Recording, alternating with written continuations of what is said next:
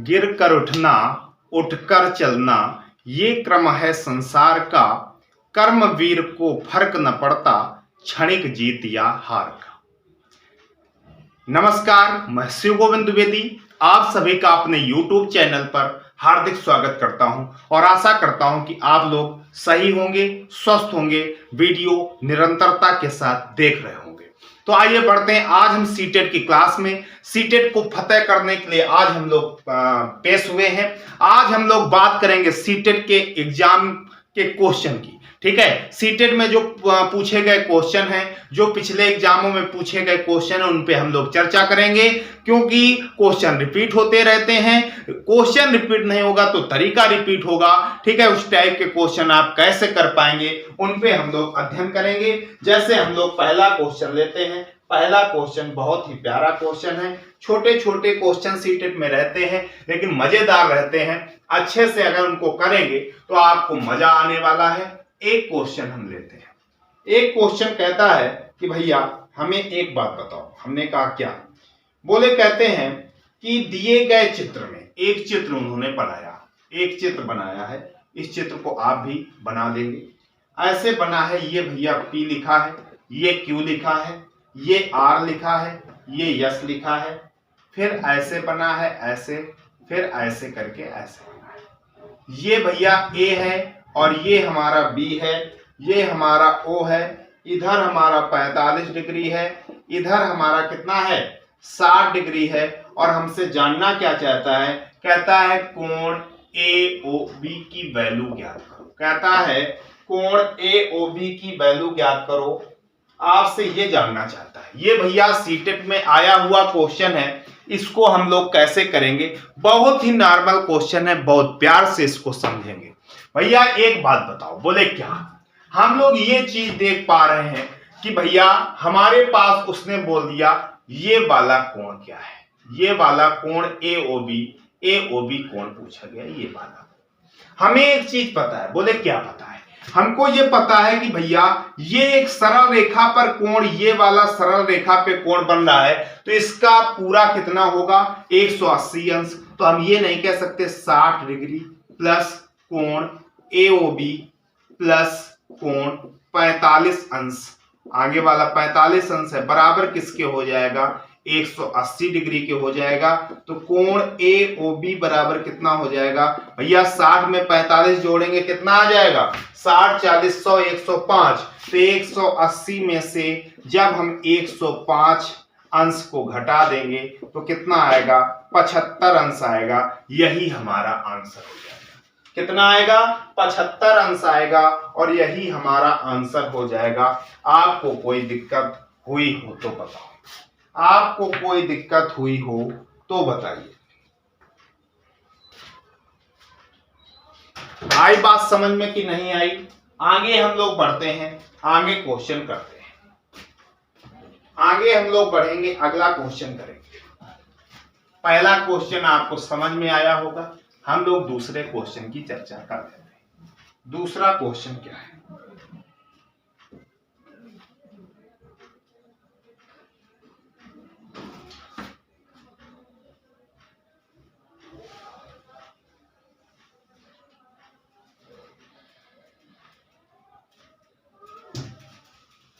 आइए बढ़ते हैं। कहता है दूसरा क्वेश्चन कि चित्र में एक चित्र बना है। पहले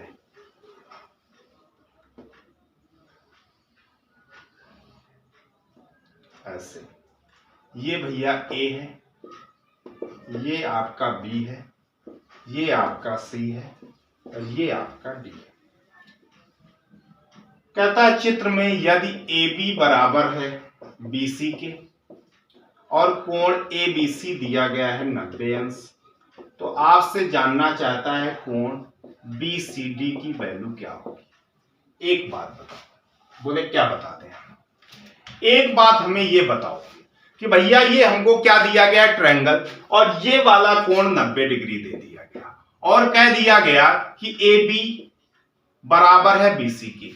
AB बराबर BC है तो अगर AB बराबर BC है और एक कोण क्या है, समकोण है, तो ये क्या हो जाएगा, समद्विबाहु समकोण बन जाएगा। समद्विबाहु समकोण होने के नाते ये कोण इस कोण के बराबर हो जाएगा, और जब ये कोण इस कोण के बराबर हो जाएगा, एक कोण 90 अंश, तो अगले वाले जो दोनों कोणों का योग 90 अंश, तो 90 का आधा यानी 45 ये हो जाएगा। अब भैया कोण BCD जो पूछा गया है, ये कोण BCD त्रिभुज ABC का बहिष्कोण है। क्या है, त्रिभुज ABC का बहिष्कोण है कि नहीं भैया।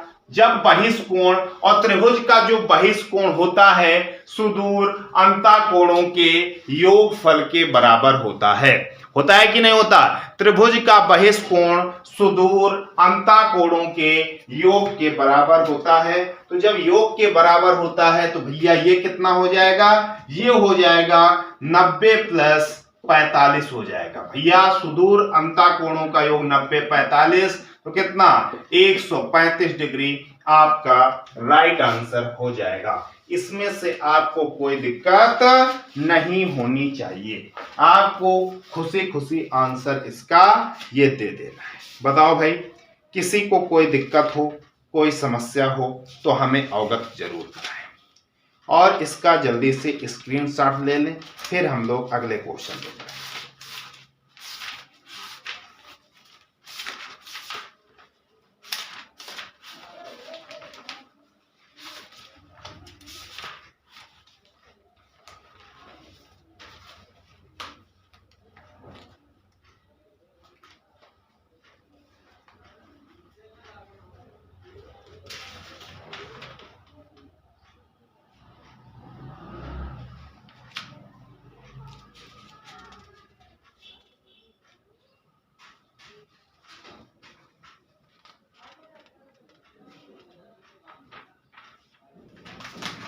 अगला क्वेश्चन भैया, एक क्वेश्चन कहता है कि बताइए भाई, बहुत छोटे छोटे क्वेश्चन हैं लेकिन आए हुए क्वेश्चन हैं, इनको नजरअंदाज भी नहीं कर सकते हैं, ठीक है।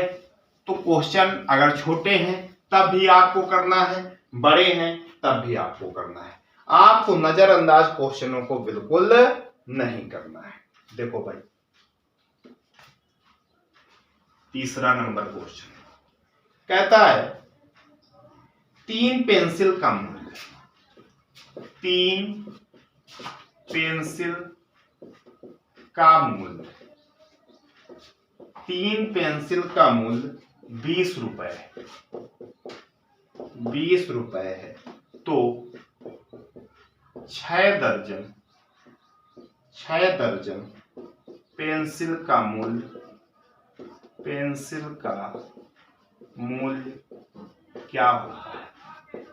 क्या होगा, ये आपको क्वेश्चन बताना है, ठीक है।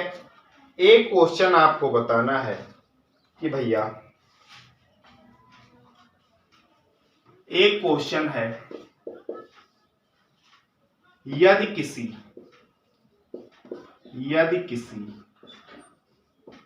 लीप वर्ष का पहला दिन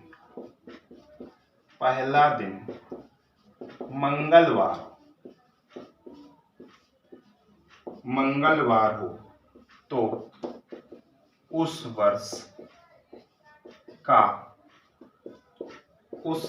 का अंतिम दिन क्या होगा। छोटे छोटे क्वेश्चन हैं लेकिन मजेदार है भैया। ये क्वेश्चन आप लोग ध्यान से देखेंगे। कहता है कि हमारे पास 3 पेंसिल है, कितनी है, 3 पेंसिल है, और जो 3 पेंसिल है हमारे पास, उनमें से उनका मूल्य कितना है, 20 रुपया है। 3 पेंसिल का मूल्य कितना है, बोले 20 रुपया। तो कहता है 6। अब भैया 3 पेंसिल का मूल्य 20 रुपया, तो 6 दर्जन पेंसिल का मूल्य बताओ। तो अब भैया देखो, 3 पेंसिल का मूल्य 20 रुपया, 3 पेंसिल का मूल्य है 20 रुपए, तो 1 पेंसिल का मूल्य, तो बोले 20/3 रुपए। अब कहता है 6 6 दर्जन का मतलब 6 गुणा 12, तो 12 छंग 72 पेंसिल का मूल्य आपसे जानना चाहता है। ठीक है, 72 का तो एक पेंसिल का मूल्य 20/3, तो 72 20/3, 3 दूनी 6, 1 7, 3 चौको 12, 24 दूनी 48, यानी 480 रुपए में कितनी 6 दर्जन पेंसिल आपको प्राप्त हो जाएंगी। 6 दर्जन पेंसिल आपको कितने रुपए में प्राप्त हो जाएंगी भैया? 480 रुपए में प्राप्त हो जाएंगी।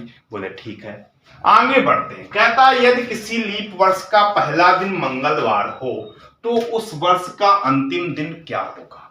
भैया बहुत ही महत्वपूर्ण है। क्या है? बहुत ही महत्वपूर्ण है। ये कैलेंडर से रिलेटेड है। आप कैलेंडर वाली क्लास में मेरी जाना और देखना जाके जो कैलेंडर की प्लेलिस्ट पड़ी होगी डीएल लर्नर्स चैनल पे, तो इसी चैनल पे मतलब, तो इसमें आप देखना जाके हमने कैलेंडर को विधिवत तरीके से पढ़ाया। उसमें 7-8 वीडियो पड़े होंगे 30-30 मिनट के। आप उनको आप एंजॉय करिएगा, उनको उन वीडियो को देखिएगा, बहुत मजा आने वाला है आपको। ठीक है, तो उसमें से हमने एक कॉन्सेप्ट दिखाया है। वो बोला यदि किसी लीप वर्ष का पहला दिन मंगलवार हो तो उस वर्ष का अंतिम दिन क्या होगा। मैंने इसमें कॉन्सेप्ट 2 लिखाए। हमने लिखाया यदि कोई साधारण वर्ष होगा तो साधारण वर्ष का जो पहला दिन होगा वही अंतिम दिन होगा, लेकिन लीप वर्ष का जो पहला दिन होगा उसमें एक जोड़ने पर अंतिम दिन प्राप्त होगा। तो लीप वर्ष का पहला दिन मंगलवार था, मंगलवार में एक हम लोगों ने जोड़ा तो क्या आ गया? बुधवार आ गया, और बुधवार आया, यही लीप वर्ष का क्या हो जाएगा? अंतिम दिवस हो जाएगा, अंतिम दिन हो जाएगा, अंतिम दिवस स्वयंवर का। भैया ये क्या हो जाएगा? अंतिम दिन हो जाएगा, और अंतिम दिन क्या हो जाएगा? बुधवार, और यही क्या हो जाएगा? लीप वर्ष का अंतिम दिवस हो जाएगा। इस बात को भी आपको ध्यान रखना है। ठीक है, आपको ये बात ध्यान रखना। और भैया बहुत छोटे छोटे क्वेश्चन हैं, प्यारे प्यारे, उनको निपटा लेते हैं। ठीक है, बड़े क्वेश्चन बाद में कर लेंगे, छोटे छोटे क्वेश्चन जो हैं उनको निपटा लेते हैं। आपको मजा भी आएगा और अच्छा भी लगेगा। ठीक है, आइए बढ़ते हैं। कहता है कि 258, 5वां नंबर क्वेश्चन है कि 258 सायं 258 से 4 घंटे 59 मिनट पहले, 4 घंटे 59 मिनट पहले क्या समय है? 258 सायं से 4 घंटे 59 मिनट पहले क्या समय है? आप लोग देख पा रहे हैं इसको अच्छे से? देखो भाई, 258, ठीक है, 258 से हमको 4 घंटे पहले पीछे जाना है। तो 258 से 4 घंटे पीछे चले जाओ, तो 258 से पहले 158, ठीक है, 158 के पहले 1258, 1258 के पहले 1158, 1158 के पहले क्या हो जाएगा? 1058 हो जाएगा। यानी 1058 में फिर हमको 59 मिनट घटाने हैं। तो भैया 58 तो ये हट जाएगा, तो 10, ठीक है, 9 बज के क्या आएगा? 9:59 आ जाएगा। अब अगर आपको चेक करना हो 9:59, यानी सुबह के 9 बज के क्या हो जाएंगे? 59 मिनट, क्योंकि घटाया गया है, पहले कह रहा है तो ऊपर की बात कर रहा है। तो हम लोगों ने क्या किया? 2:58 से हमने 4 घंटे 59 मिनट घटाया, तो क्या आ गया? 9:59 आ गया। ये आपका आंसर हो जाएगा। और कैसे आया? हम लोगों ने पहले 2:58 को फोकस किया, इसमें 4 केवल माइनस किया, 4 घंटे माइनस किया, तो 2:58 से पहले क्या आया होगा? 1:58, 1 घंटा कम हो गया। 1:58 के पहले 12:58 रहा होगा, 12:58 के पहले क्या रहा होगा? बोले 11:58, 11:58 के पहले क्या रहा होगा? 10:58 रहा होगा। बोले बिल्कुल, 10:58 पे हम लोग रुक गए। 10:58 में से 59 और माइनस करने थे, तो 58 चले गए, एक और चला गया मिनट, तो कितना बचा? 9:59 AM आपका राइट आंसर हो जाएगा। ये आपका बिल्कुल क्लियर आंसर हो जाएगा, कोई दिक्कत आपको नहीं आने वाली, और आप अच्छे से इसको कर पाएंगे। क्लियर ना भाई? सबको क्लियर? इतना सबको क्लियर है ना भाई? आइए आगे बढ़ते हैं। अब भैया छोटे छोटे और क्वेश्चन हमको देख लो। हमारे पास अगला क्वेश्चन छठवां कहता है, छठवां नंबर कहता है कि भैया 5 मीटर प्रति सेकंड, 5 मीटर प्रति सेकंड को किलोमीटर प्रति आवर में चेंज करो। ठीक है, इसको चेंज करना है। ठीक, ये आपको बताना। अब भैया इसको ध्यान से देखो, 5 मीटर प्रति सेकंड। तो एक चीज याद रखो, जब भी किलोमीटर प्रति घंटा से मीटर प्रति सेकंड में जाना हो, किलोमीटर प्रति घंटा से मीटर प्रति सेकंड में जाना हो, ठीक है, तो काहे का गुणा कराएंगे? 5/18 का गुणा कराएंगे। ठीक है, और जब मीटर प्रति सेकंड से किलोमीटर प्रति आवर में जाएंगे तो किससे कराएंगे भैया? तो बोले आप करा देना 18/5। किससे करा देना? 18/5 से करा देना और आपका आंसर आ जाएगा। ठीक है, तो हम लोगों ने भैया इसको कराया। ठीक, हम लोगों ने इसको कराया, क्वेश्चन देखा किससे किससे पूछ रहा था? हमसे पूछ रहा था भैया कि हमारा जो क्वेश्चन है 5 मीटर प्रति सेकंड को किलोमीटर प्रति घंटा में, मीटर प्रति सेकंड से किलोमीटर प्रति घंटा में जाने के लिए 18/5 का गुणा, तो 18/5 का करेंगे तो कितना आ जाएगा? 18 किलोमीटर प्रति आवर। आपका आंसर, यही आपका करेक्ट आंसर हो जाएगा। ठीक है, यही आपका क्या हो जाएगा? करेक्ट आंसर हो जाएगा। इस बात को आपको विधिवत तरीके से ध्यान रखना है। ठीक है, इस बात को भी आपको विधिवत तरीके से ध्यान रखना है। आइए आगे बढ़ते हैं, अगले क्वेश्चन की चर्चा कर लेते हैं, अगले क्वेश्चन की बात कर लेते हैं। अगला क्वेश्चन भाई देखते हैं।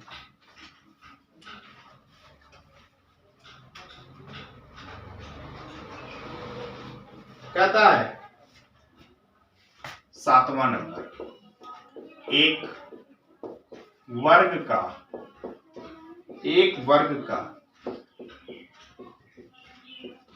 विकर्ण 5√2 सेंटीमीटर है, तो वर्ग का परिमाप ज्ञात करो। वर्ग का परिमाप ज्ञात करो, ये कह रहा है। ठीक है, जब ये कह रहा है तो आप इसको ध्यान से देखो, इस क्वेश्चन को ध्यान से समझो। ये क्वेश्चन क्या कह रहा है? एक वर्ग का विकर्ण 5√2 है, तो वर्ग का विकर्ण होता क्या है? वर्ग का विकर्ण होता है भुजा √2। क्या होता है?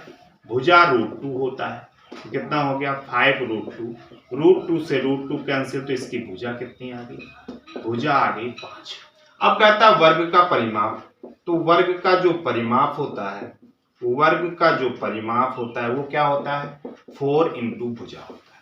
जब 4 इंटू भुजा होता है तो 4 और भुजा क्या? 5, 4 पंचे 20, और काहे में था? सेंटीमीटर, तो 20 सेंटीमीटर आपका आंसर। ये भैया छोटे छोटे क्वेश्चन आप बिल्कुल एग्जाम में कर पाएंगे, आपको इसमें कोई भी संशय नहीं रहेगा, इसमें आपको कोई दिक्कत नहीं आएगी, ये मेरी फुल गारंटी है। ठीक है, आओ भाई आगे बढ़ते हैं।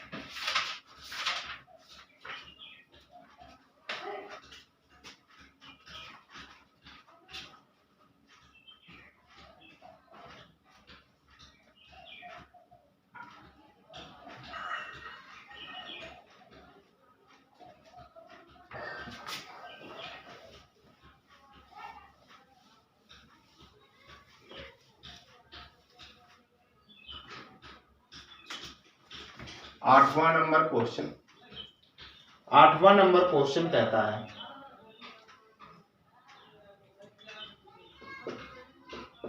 दो संख्याओं का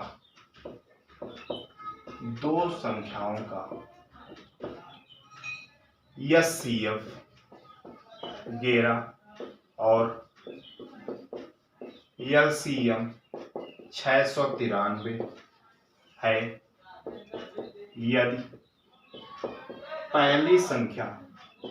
यदि पहली संख्या 77 हो तो दूसरी संख्या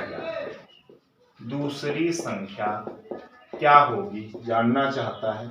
फिर उसके बाद एक क्वेश्चन और कहता है कि 2/3 और 3/4 का LCM और HCF बताओ। ये भी जानना चाहता है, आप इसको बताएं। देखो भाई, इसमें वो कहता है कि भैया दो संख्याओं का HCF 11 और LCM कितना है 693 है। LCM 693 है। यदि पहली संख्या 77 हो तो दूसरी संख्या क्या होगी ये जानना चाहता है। तो इसमें आपका एक फार्मूला होता है कि भैया पहली संख्या इंटू दूसरी संख्या बराबर LCM इंटू HCF। पहली संख्या हमारी 77 गुणा दूसरी संख्या LCM कितनी है 693 है और HCF कितना है बोले 11 है। 11 सत्ते 77, 7 से इसको काटेंगे तो सेकंड बराबर 693/7, तो 7 9 63, 63 के बाद 6 7 9 63, ठीक है। 7 9 63 की 63 तो 6 बचा 7 9 63 यानी 99 हमारी दूसरी संख्या हो गई। दूसरी संख्या क्या हो गई 99। तो हमारा LCM HCF का एक फार्मूला होता है कि भैया पहली संख्या इंटू दूसरी संख्या बराबर LCM इंटू HCF होता है। वही हमने लगाया और हमारा आंसर आ गया, ठीक है। अब हमसे आगे कह रहा है कि 2/3 और 3/4 का LCM और HCF।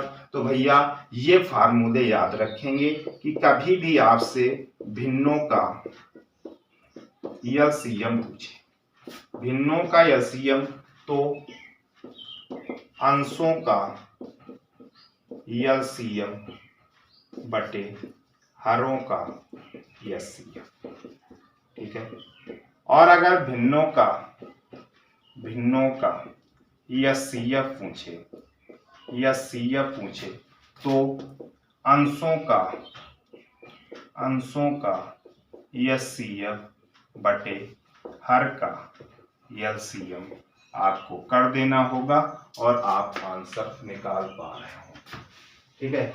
आपका आंसर इससे आ जाएगा।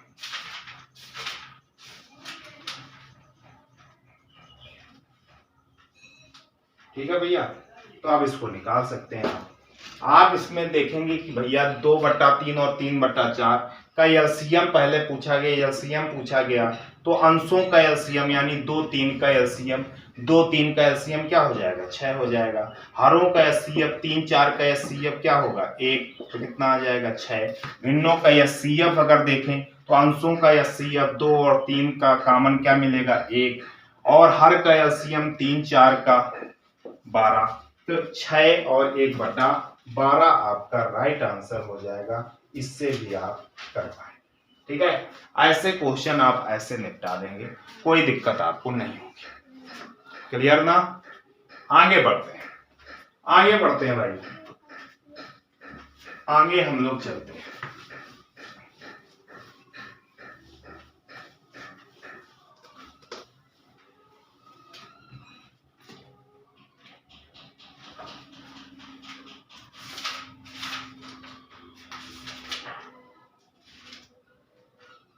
अगला कहता है हमारे पास 10वां नंबर 80 के अभाज्य गुणनखंड क्या होंगे। 80 के अभाज्य गुणनखंड क्या होंगे, ठीक है।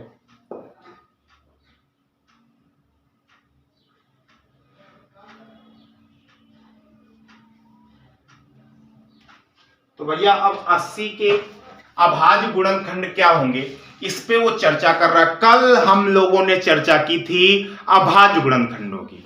अभाज्य गुणनखंडों का मतलब क्या होता है कि भैया सबसे पहले उनको अभाज्य में तोड़ा जाए।